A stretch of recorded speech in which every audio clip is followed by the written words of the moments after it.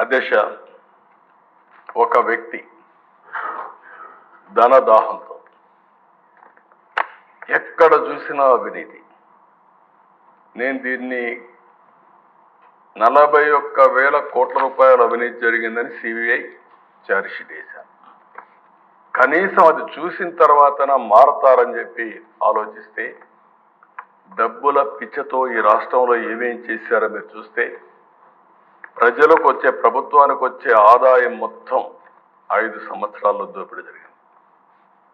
ఇసుక, మద్యం, మైనింగ్, భూములు, సెటిల్మెంట్లు, లక్షల కోట్ల రూపాయలు దోపిడీ జరిగే పరిస్థితి వచ్చింది. అసమర్థ నిర్ణయాలతో అభివృద్ధి లేక ఆర్థిక వ్యవస్థ పూర్తిగా చిన్నాభిన్నం అయిపోయింది. 2014-19 మధ్య అభివృద్ధి CAGR 13.5%. 2019 నుంచి యథేచ్ఛగా జరిగిన విధ్వంసం వల్ల వృద్ధి రేటు బాగా పడిపోయింది. ఎప్పుడు కూడా క్యాపిటల్ ఎక్స్పెండిచర్ పెడితే దానివల్ల ప్రభుత్వ ఆస్తులు వస్తాయి, ఆదాయం పెరుగుతుంది. ఆ ఆదాయం వల్ల సంక్షేమ కార్యక్రమాలు చేస్తాం. అలాంటిది మూలధనాన్ని 60% తగ్గించేశారు.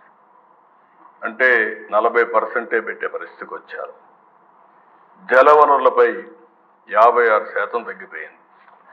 అధ్యక్ష, రోడ్లపైన 85%. అంటే మొత్తం రోడ్లు ఈరోజు చూస్తే ఈ ప్రభుత్వానికి ఒక సవాలుగా మారింది.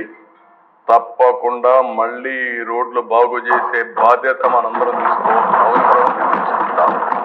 అది జరుగుతుంది.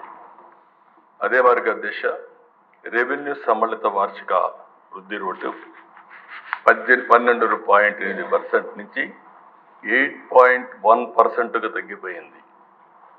మూలధన వృద్ధి, వ్యయం వృద్ధి 26.4 నుంచి, అంటే క్యాపిటల్ ఎక్స్పెండిచర్ 3.4%కు తగ్గిపోయింది. 1% ఎక్కువ ఉండేవాళ్ళందరూ గుర్తుపెట్టుకోవాలి. 1% గ్రోత్ రేట్ 15,000 కోట్ల రూపాయలు ప్రభుత్వానికి ఆదాయం వస్తుంది. ఈరోజు 10% గ్రోత్ రేట్ ఉంటే దాన్ని 15% చేస్తే 5% అయితే 75,000 కోట్ల రూపాయలు ప్రభుత్వానికి ఆదాయం వచ్చే పరిస్థితి వస్తుంది. అలాంటిది పెద్ద ఎత్తున అభివృద్ధి తగ్గిపోయే పరిస్థితి వచ్చింది.